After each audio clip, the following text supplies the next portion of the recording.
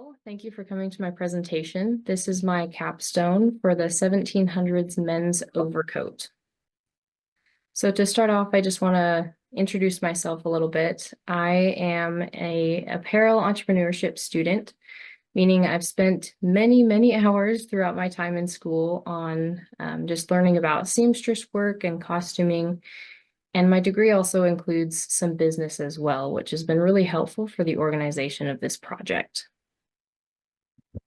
So the goals for this project are mainly just so that I can have something to add to my portfolio to show potential employers and networking people what I can do, that I can make something that is a good professional garment, but also make something that goes along with a previous project.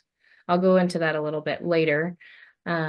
But I wanted to also have experience with male garment construction. I've loved the classes that I've had so far, but I haven't had a ton of experience with that. So I wanted to stretch myself and understand how to work with the male form and just understand the differences between those garments. I wanted to stick to my timeline as well and include all the tips and tricks that my mentor had for me. Again, I'll go over this in the construction part of this presentation, but those are the overall goals. So to plan this project, I used a Gantt chart. You'll notice that there is a blank spot of this, and I'll explain that a little bit later. But overall, this Gantt chart shows the timeline that I had to go over my design, my setup, all the way down to the finalizing of this project.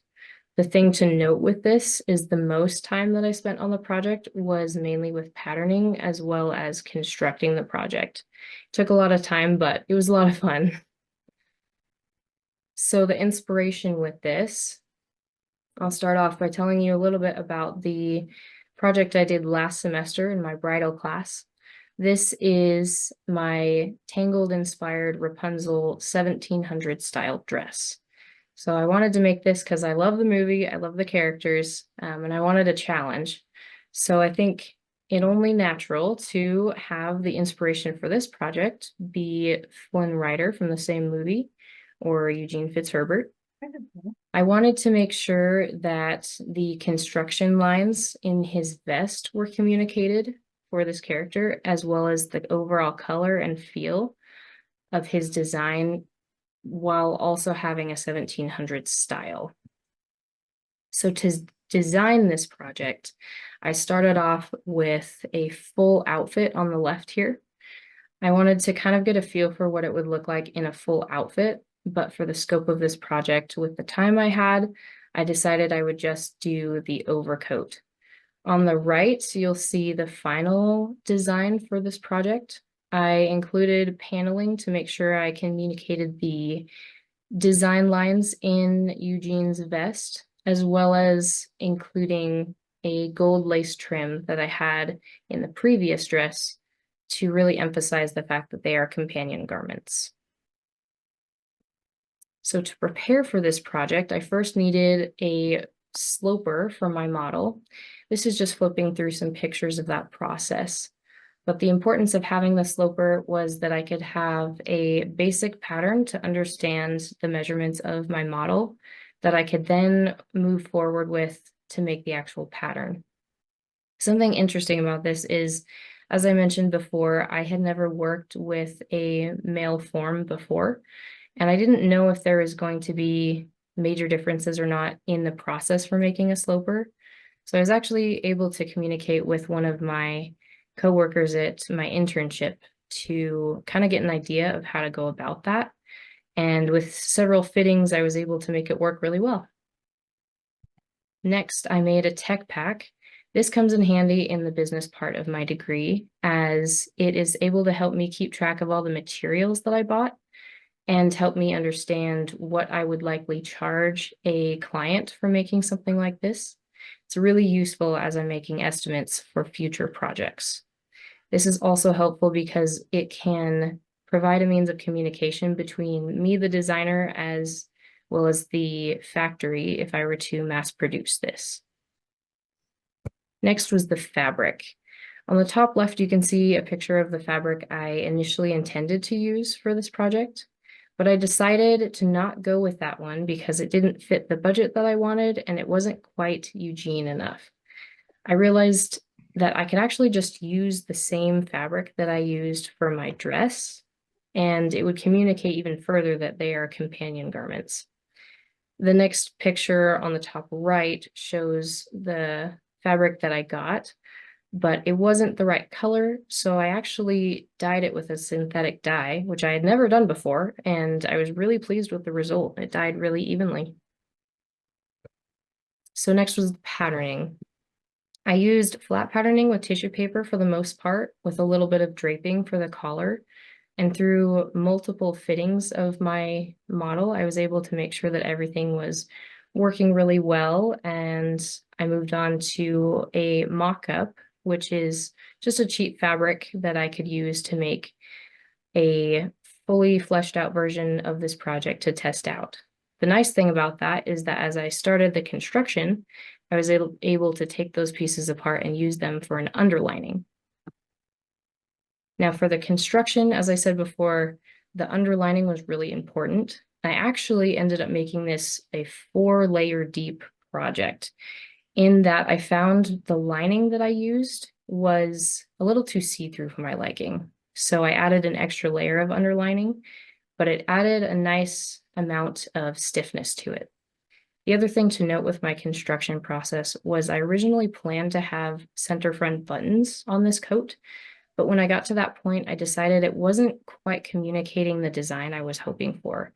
So I took that out of the design and followed several other examples I had seen of 1700s overcoats that actually stay open in the front and don't include buttons. So for the final artifacts of this project, first I have the design sketches, and these are just a few examples, with the one on the right being the final design. Then I have the final pattern pieces. These are not to scale, but they do show you how they line up and come together to make the final overcoat. Next, I have images of my tech pack. Within this presentation, there's a link that you can click on to view the entire tech pack, so you can see it a little bit closer. Next, I have the pictures of the final sloper for my model. The pictures that show the construction process, as you saw before.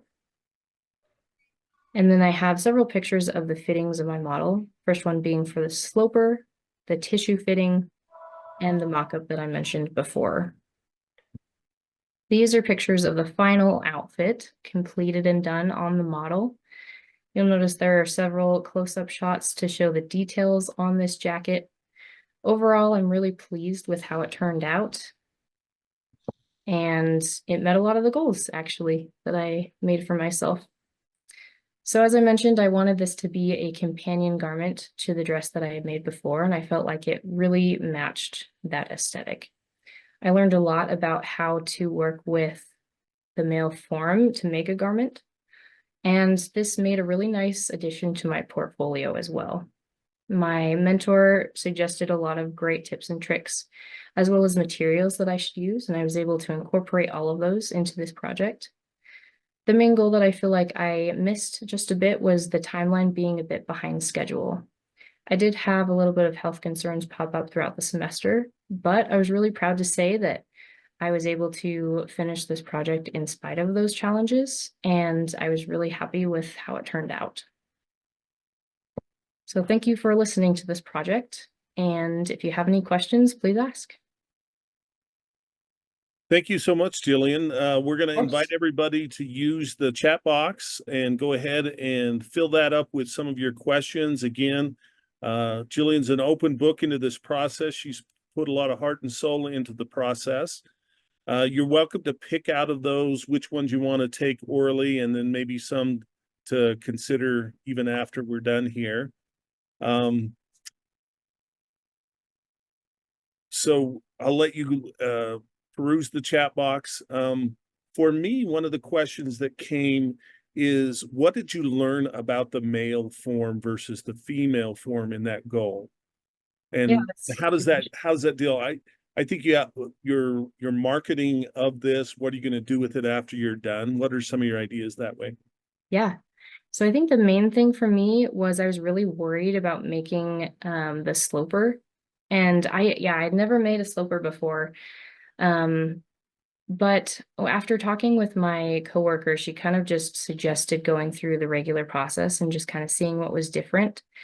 And I was actually able to go through the same exact process as a women's sloper, and there were actually very few differences. I Mhm. mean, obviously, we're shaped a little bit different, but other than that, it was actually pretty simple. And so I think I gained a lot of confidence just knowing that I can use the skills that I already have, and it all just kind of falls into place. Does that answer your question? Yeah, and one of the things that I'm considering is, did you ask your model how they felt about the because men and women pay attention to different parts of their outfit, and Mhm. what's comfortable perhaps to a male might not be comfortable in the way that a did you get any male feedback on the wear of the garment? Yeah, They definitely. say. Yeah, that was something that I really wanted to make sure that I had right was just the fit for functionality, not just for looks, because you need to be able to move around in your clothes. And so I kind of had him walk around, bend, stretch, just do some regular movements that you would do as you're going about your day, just to make sure that things were comfortable and fitting right. And yeah, Yeah, it's interesting with that, and you can pick out of the chat back box while I'm continually asking okay. you questions. So Lynn Strider was your kind of your uh, model there, and some of the activities they do for that particular person. Uh, did you consider any of those as how close to your model and to your inspiration did you try to stay? Did it kind of deviate to more, uh, companion garment to the dress versus uh, to the character that you chose as your inspiration? Yeah, that's a good question. It was definitely hard to balance because there were a lot of different inspirations coming into play. Mm-hmm. Um, I really wanted to make sure that it was overall a blue color because that was kind Mm-hmm. of, the look for Flynn Rider. It definitely is a lot lighter, I think, than his outfit, but Mm-hmm. I also made sure to keep those panel details in there. I originally in one of my designs had a lot more paneling to see if I could really get the coat look to match the vest. And Mm-hmm. it wasn't working exactly the same. And it didn't quite look good for this kind of a coat. So there Mm-hmm. were definitely some choices I had to make to lean more towards a 1700 style versus a Flynn Rider style versus matching the dress as well. As an artist, it's hard to know which inspiration to listen to sometimes. I do hmm feel that. I know there's a couple of questions. Do you want to take one out of the chat box, address it, Yeah. and be open for the dialogue they have for you? Yeah. So the first question was about the cost. So I can actually pull up my tech pack. I might actually share that on the screen because I think it'll help answer the question. Let me pull this up again. All right, here we go. So with the tech pack, I mentioned before, it's got the bill of materials. If you can see that okay. So this, I have a template from previous classes and it's been super helpful to figure out the cost for this. So you'll see on the left, it's got the different items that I bought to make this project. And then it has how much of that item I used and the unit price and the extended price. And it tallies all that up with the raw materials, cut, make, trim, the cost of goods. And it actually gives me a wholesale and a retail price. So a coat like this, I could sell for almost $500 according to these calculations. So I hope that answers the question.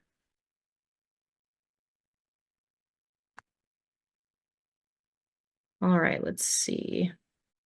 Someone else asked about the dye process. So I've done things before as far as like, tie-dye craft type things. But I had never dyed a large piece of fabric, especially one that was not cotton. Cotton is much easier to dye. This was 100% polyester fabric, and I was kind of just shooting in the dark with this one. I was looking up different like ideas and tips and tricks for that. Um, and I just did a test strip because I didn't want to, ruin the entire piece of fabric, but the test strip turned out really nice. Basically the process was I used one of those pots that you cook crab in. And I heated it up super hot, got the dye in there, a little bit of dish soap. And then I had to put the full piece of fabric in there and keep stirring it around. It only took like 10 or so minutes. And I actually didn't find the color that I was wanting at the store because I wanted like a teal color, but I actually ended up buying a green and then just dyeing it for a really short amount of time so that it kind of had that good balance. Well, you're brave. Yeah. It was scary, but it was a good learning opportunity.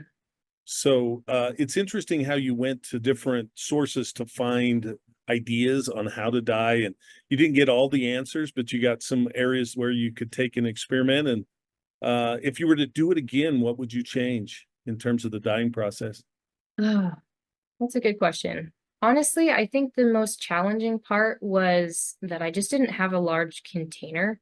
Hmm. I was able to fit everything in the pot, but it was hard to stir. And I think while it did, for the most part, dye evenly, it could have been, I think, a better process if I had a bigger container to put it in. Yeah, you didn't, when you bought that crab pot, you didn't think you were going to be doing this in it, but that showed No, some yeah. innovation, shows some quick thinking to figure out how to use it.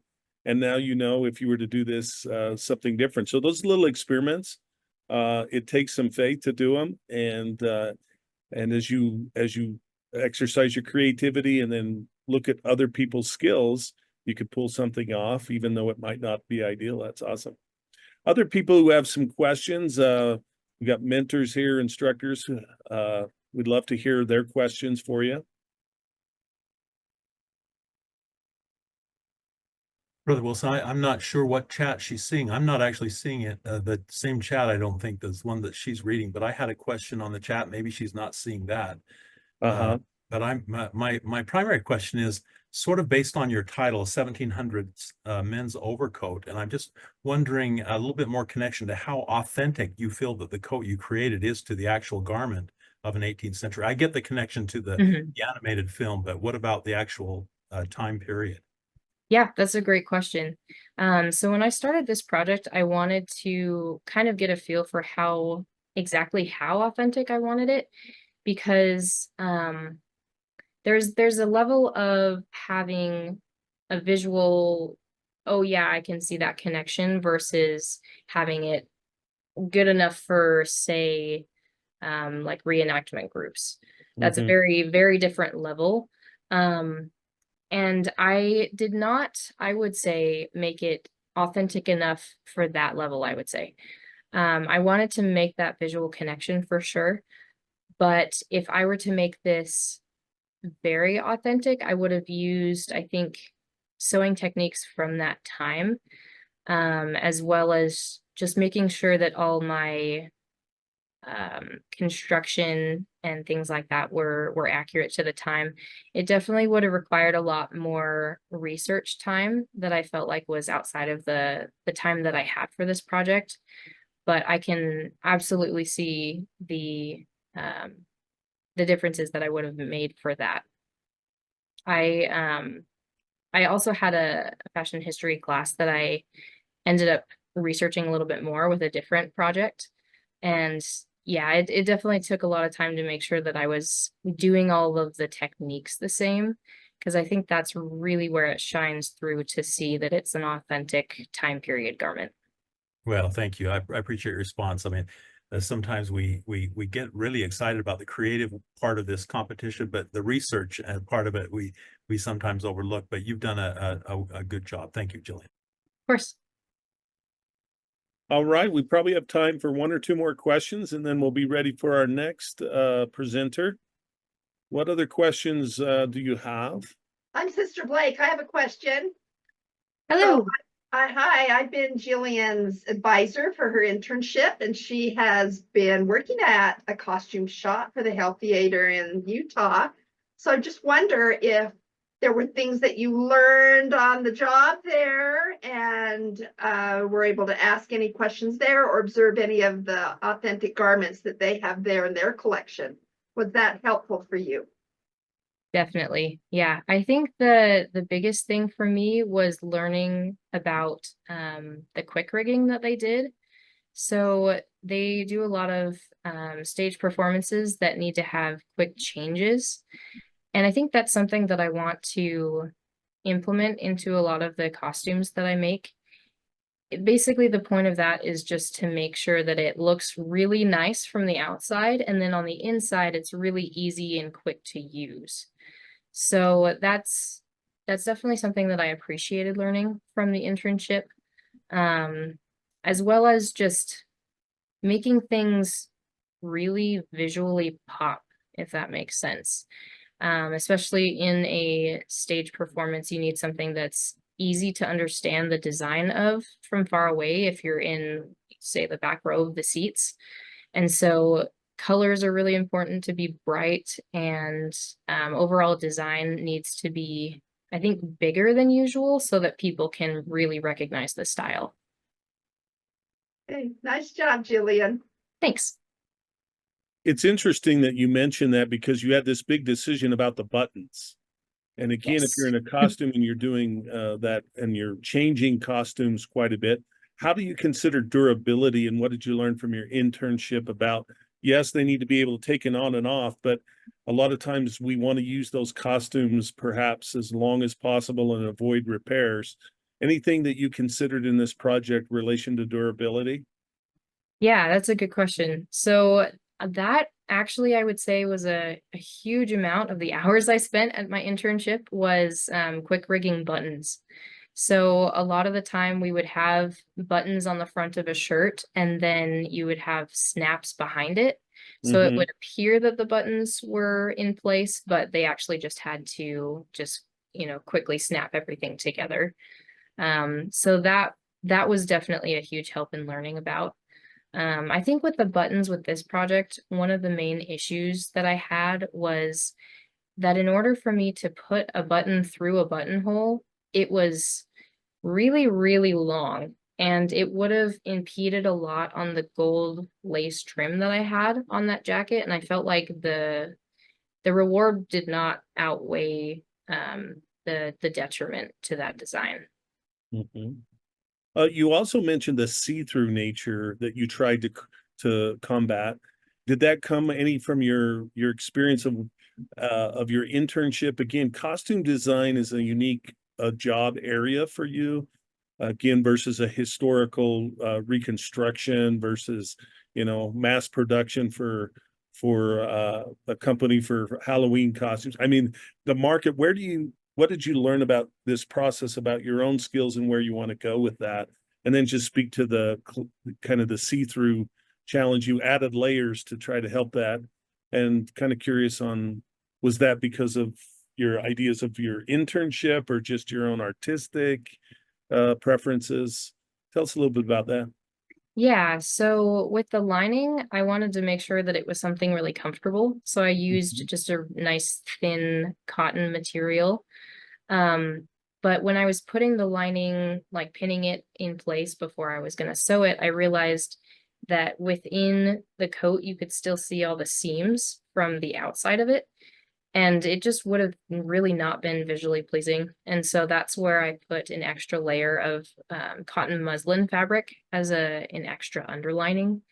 And the purpose behind that was just to have another layer that you couldn't see through. So there was still the nice, comfortable layer against your body, but you couldn't see all of the seams within it. And it just would have been distracting and not pleasing to the eye.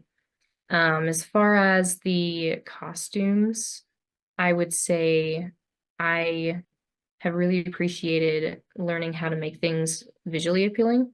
Kind of like I was, talking about the lining. The costumes that I love making are things that people can see and have just a lot of joy from. For instance, my dress that I made last semester, I wore that to the fashion show. And I had a little girl come up to me later and just so excited to meet a princess. And it was just made me really happy. And I think the overall goal for me is just to make something that people can smile at. And obviously function is important with that as well, but something just visually that makes you smile. Well, I'm glad you took it to the fashion show as well. We want to make sure that all of these different experiences weave together well, and appreciate those who have mentored you, to them here again, and those. Now, what are you going to do with them? Well, I'm kind of hoping I can take them to FanX because my husband and I live in Salt Lake, so that would be really fun. We'll see if you make the Deseret News or wherever with your Yeah. your outfits. Brother Vorderstrass, any closing questions or comments that you need for this presentation, and then we'll shift gears and go to our second presentation. Oh, great job. I liked seeing everything that you had there. You had some really great pictures showing your process, and love to see the sketches and the tech pack and everything around that. So nice job. Thank you. I thought you moved through those pictures really well. There was a lot of great detail, but you didn't overwhelm us, and the quality was really good in what you showed us. So I appreciate that. Thank you.